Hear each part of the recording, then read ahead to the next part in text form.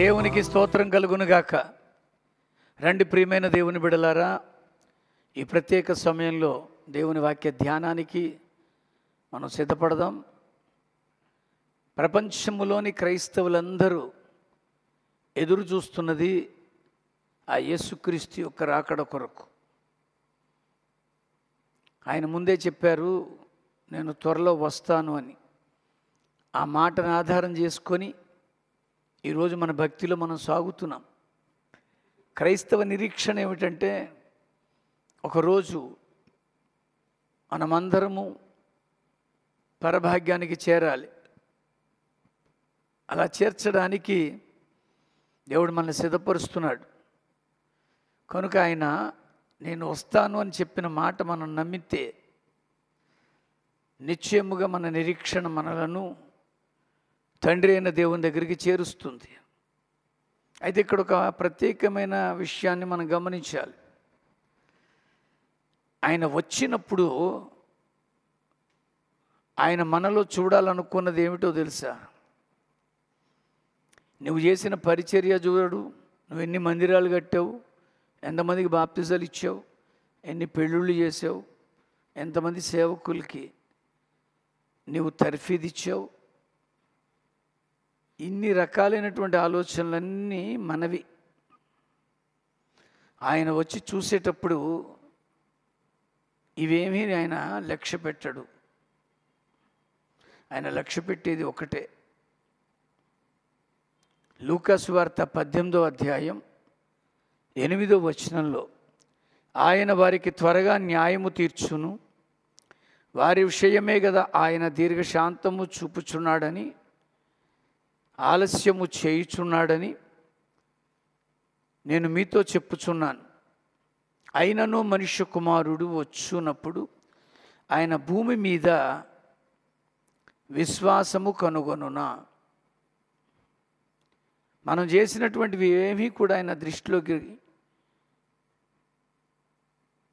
తీసుకోవడానికి అవకాశం లేదు.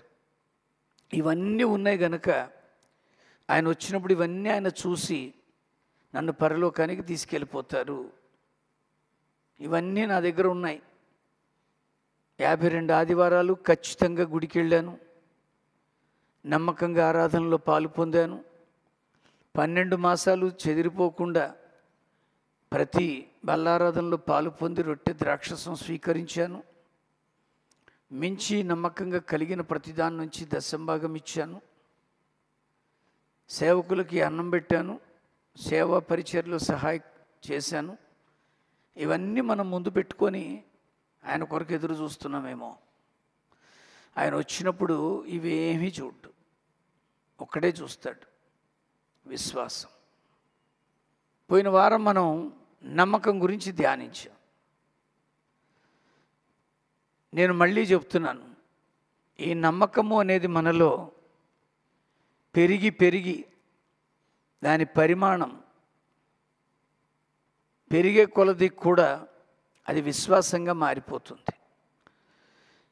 విశ్వాసాన్ని గురించి పరిశుద్ధ గ్రంథం చాలా విస్తరించి మాట్లాడింది. విశ్వాసం అనున్నది నిరీక్షించుచున్న వాటి యొక్క నిజస్వరూపమని, అదృశ్యమై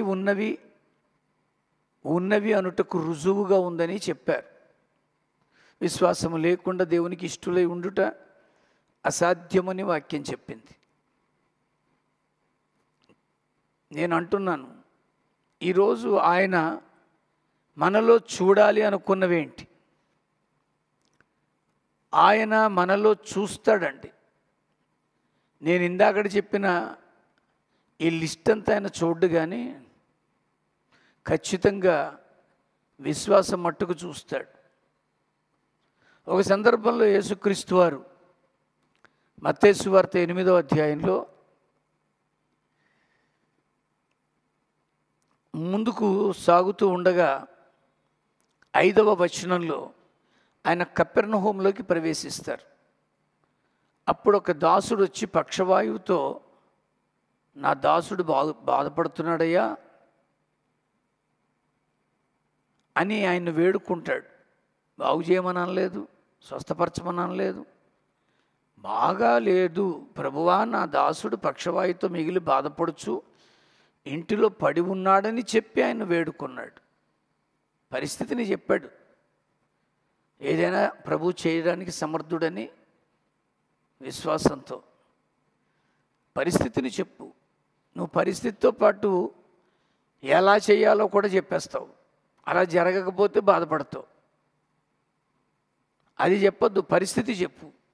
ఇదిగోనయ్యా, నేను ఇల్లు కట్టుకోవాలనుకుంటున్నాను,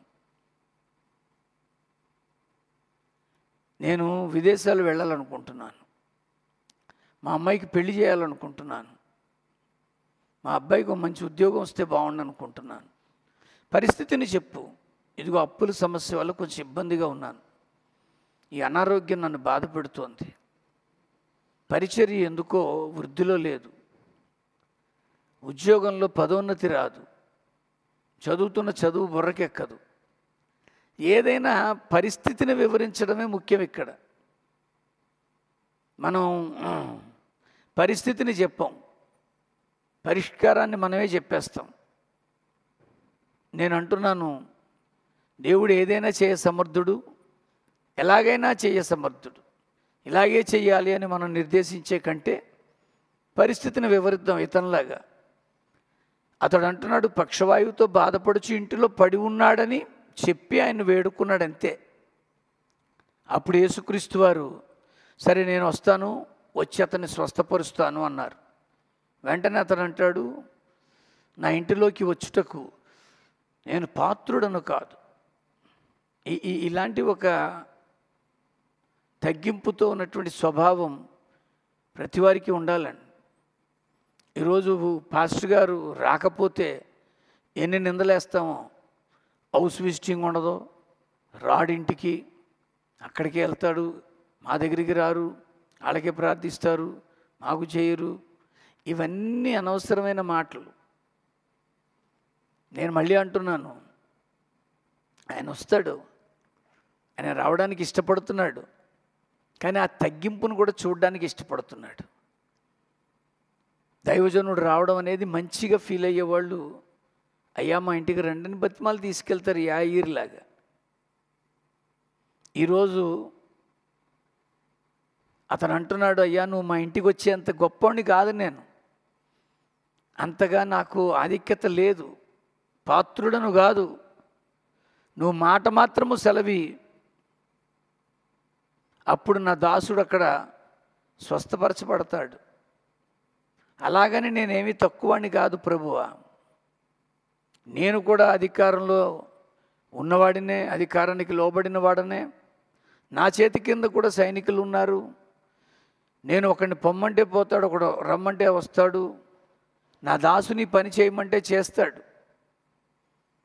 నాకు ఇలాంటి స్థితి ఉన్నా నీవు నా ఇంటికి వచ్చేంత పాత్రుని కాదన్నాడు. ఆ మాట విని యేసు ఆశ్చర్యపడ్డారండి. నీ ప్రార్థన, నీ మనవి ఆయన ఆశ్చర్యపరుస్తున్నాయా? ఆయన ఆశ్చర్యపడి ఏమన్నాడో తెలుసా? వెంట వస్తున్న వాళ్ళందరినీ చూసి, ఇజ్రాయేలీలో నేను ఎవరికైనాను నేను ఇంత విశ్వాసం ఉన్నట్టు చూడలేదు. చూస్తాడండి.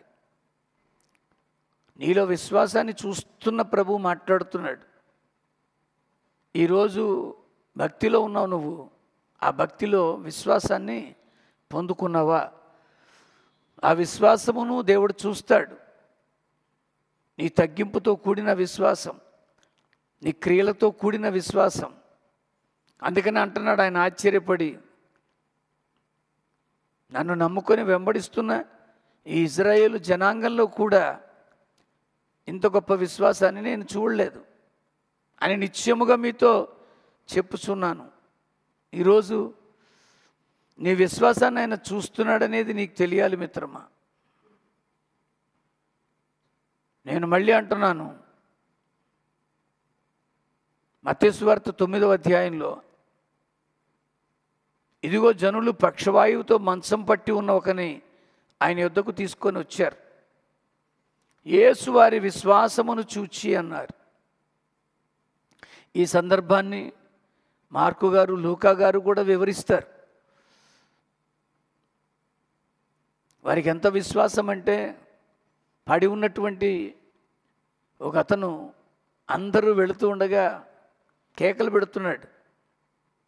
అతనికి కాలులు చేతులు పక్షవాయువుతో పడి ఉన్నవాడు, మాటలో స్పష్టత లేనివాడు.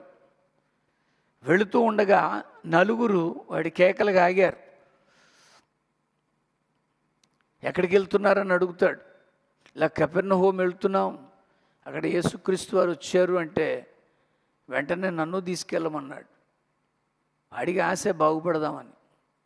ఈ నలుగురు ఆలోచించుకున్నారు, వీడిని ఎలా తీసుకెళ్తాం, వీడికి కాలు చేతులు మొత్తం శరీరం అంతా పక్షవాయువుతో ఉండి బాధపడుతున్నాడు కదా అని ఆలోచన చేసి వాడిని ఒక పరుపుకి కట్టి మోసుకొని తీసుకెళ్ళిపోయారు. తీరా అక్కడికి వెళ్ళేసరికి జనాలు విపరీతంగా కూర్చొని ఉన్నారు. వారి మధ్యలో నుంచి వీడిని తీసుకొని వెళ్ళలేరు. అందులో ఒకటికి ఆలోచన వచ్చి, ఓ పని చేద్దాం అని యేసుక్రీస్తు వారు కూర్చున్న ఆ పైనున్నటువంటి పైకప్పును ఊడదీసేద్దాం, అక్కడి నుంచి సరాసరి వీడిని యేసుప్రభు ముందుకు దించేద్దామని అనుకున్నారు. వాడు అలా మోసుకొచ్చారండి. ఆశ్చర్యం ఏమిటంటే పైకప్పు ఊడదీసేస్తారు, వాడిని దించేస్తారు. యేసుప్రభు వారు అతనిలో విశ్వాసాన్ని చూడలే. ఆ పక్షవాయువు కలిగిన వాడు, నేను బాగుపడదామని వచ్చానని ఇలాంటి మాటలేమీ కూడా చెప్పలే. అతను దిగడంతోనే పరిపెత్తుకొని వెళ్ళరా బాబు అంటారు. ఆశ్చర్యం ఏమిటంటే ఈ పై చూరంతా విప్పేసిన వీళ్ళు ఆ చూరు మళ్ళీ పెడుతూ ఈ దింపబడిన వాడు ఏడాని చూస్తే వాడు అక్కడ లేడు. వాడు ఇందాకడెక్కడైతే ఆలోచన చేసుకొని పైకెక్కి చూరులోంచి దించేద్దాం అనుకున్నారు, ఆ స్థలంలో నిలబడి నేను బాగుపడిపోయాను మీరు రండి అని పిలుస్తాడు. అంటే నేను ఒక విశేషణంగా మీకు వివరిస్తున్నాను దీన్ని. ఈరోజు ఆ మోసుకొచ్చిన వారి విశ్వాసాన్ని చూశాడు ఆయన. నీ విశ్వాసంతో అనేకుల్ని నడిపించు మిత్రమా. వాళ్ళకి విశ్వాసం ఉందో లేదో నువ్వు నడిపిస్తున్నావా, నీవు నడిపించగలవా? ఆయన విశ్వాసాన్ని చూస్తాడండి. ఆయన యేసు వారి విశ్వాసమును చూచి ఆశ్చర్యపడ్డాడు. ఈరోజు నీలో నాలో ఆయన చూడగలిగేది అదే. నీలో విశ్వాసం ఉందా? అపోస్తలుడైన పౌలు లుస్త్రా అనే ప్రాంతంలో వాక్యాన్ని అందిస్తున్నప్పుడు పుట్టుక నుంచి కూడా కుంటివాడే ఎన్నడూ నడవలేక కూర్చొని ఉన్నాడు ఒక యవనస్తుడు. అతడు పౌలు చెప్పిన మాటలు వినడం మొదలుపెట్టాడు. దేవుడు అతన్ని తేరి చూస్తున్నాడండి. పౌలుతో చెప్పాడు, ఒకసారి అతని వైపు చూడబోయని.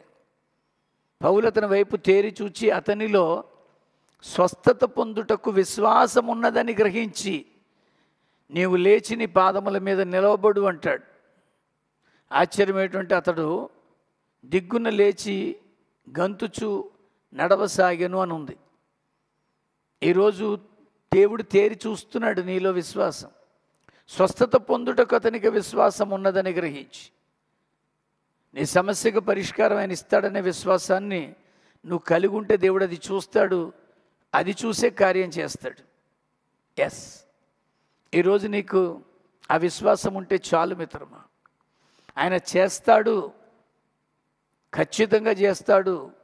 ఆ బలహీన పాదములు కలిగిన వాడు చాలా కాలంగా పడున్నాడు ఆ స్థితిలో. కానీ అతనిలో దేవుని మాటలు వింటూ ఉండగా కలిగిన విశ్వాసాన్ని చూసిన దేవుడు అతన్ని స్వస్థపరిచారు. పౌలైతే లేచి నిలబడమన్నాడు, కానీ ఆ కుర్రోడైతే లేచి గంతులు వేస్తూ నడవసాగాడు. ఈరోజు నీ స్థితి కూడా అలాగే చేయబోతున్నాడు. నువ్వు దేవుని మాటలు వింటున్నావు, విశ్వాసం ఉంచు. గంతులు వేసే స్థితిలో, నువ్వు ఆగిపోయిన స్థితిలో నువ్వు నడవబోతున్నావు. ఆగిపోయిన పనులు తిరిగి దేవుడు ప్రారంభించబోతున్నాడు. నిలిచిపోయిన నీ యొక్క కృప తిరిగి రాబోతోంది. అందుకనే అంటున్నాను నేను, నువ్వు విశ్వాసము ఉంచగలవా? ఆయన నిన్ను నన్ను తేరి చూచినప్పుడు ఆ విశ్వాసమే కనబడాలి. నువ్వు విశ్వాసంతో ఉంటే 4 పనులు ఉన్నాయి మిత్రులారా. రోమీలకు రాసినటువంటి పత్రికలో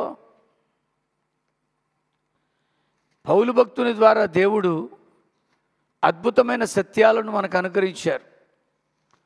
3వ అధ్యాయంలో 28వ వచనంలో ఆయన అంటున్న మాట, కాగా ధర్మశాస్త్ర సంబంధమైన క్రియలు లేకుండా విశ్వాసము వలననే మనుష్యులు నీతిమంతులుగా తీర్చబడుచున్నారని ఎంచుచున్నాము. ఒకవేళ నువ్వు ధర్మశాస్త్రపరమైనటువంటి కార్యాలు చేయలేకపోవచ్చు, చేయాల్సిన పని కూడా లేదు. ఎందుకంటే ఆ ధర్మశాస్త్రం అంతా శరీరంలో కొట్టివేసి ఆ క్రియల నుంచి మనల్ని వేరుపరిచేశాడు ప్రభువైన యేసు. మరి అవి చేయకపోయినా ఎందుకు నీకు కార్యాలు అవుతాయంటే, ఎందుకు నేను నీతిమంతులుగా మార్చబడతామంటే విశ్వాసమును బట్టి. సో విశ్వాసమును బట్టి మీరు నీతిమంతులుగా చేయబడుతున్నారు. 5వ అధ్యాయం 1వ వచనంలో, కాబట్టి విశ్వాసం మూలమున మనము నీతిమంతులుగా తీర్చబడి మన ప్రభువైన యేసుక్రీస్తు ద్వారా దేవునితో సమాధానము కలిగి ఉన్నాము అంటాడు ఫుట్నోట్లో. ఈరోజు విశ్వాసము ద్వారా నీతి, అదే విశ్వాసము ద్వారా సమాధానం. దేవునితో సమాధానం నీకుంటే అందరితో సమాధానం ఉంటుంది. నీ పొరుగు వారితో సమాధానం ఉంటుంది, నీ ఇంటి వారితో నీకు సమాధానం ఉంటుంది, నీ శత్రువులతో సైతం సమాధానం ఇవ్వగలడు.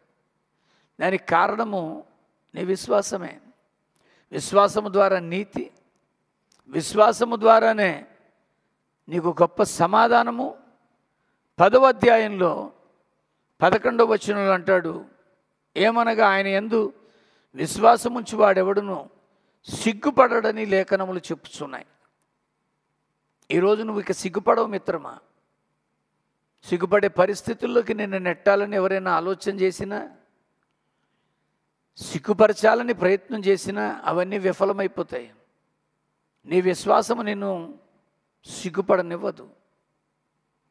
ఒకటి, నీ విశ్వాసం నిన్ను నీతిమంతురాలుగా చేస్తుంది. రెండవది, నీ విశ్వాసము నిన్ను దేవునితోనూ మనుషులతోనూ సమాధానపరుస్తుంది. మూడవదిగా, నీ విశ్వాసము ఏ స్థలములోనూ ఏ సమయములోనూ కూడా నిన్ను సిగ్గుపరచదు. 15వ అధ్యాయము రోమీలకు రాసిన పత్రికలో 13వ వచనంలో అంటాడు, విస్తారమైన నిరీక్షణ గల వారొకటకు నిరీక్షణకర్తయగు దేవుడు విశ్వాసము ద్వారా సమస్త ఆనందముతోనూ సమాధానముతోనూ మిమ్మును నింపునుగాక. సమస్తమైన ఆనందాన్ని నువ్వు అనుభవించబోతున్నావు.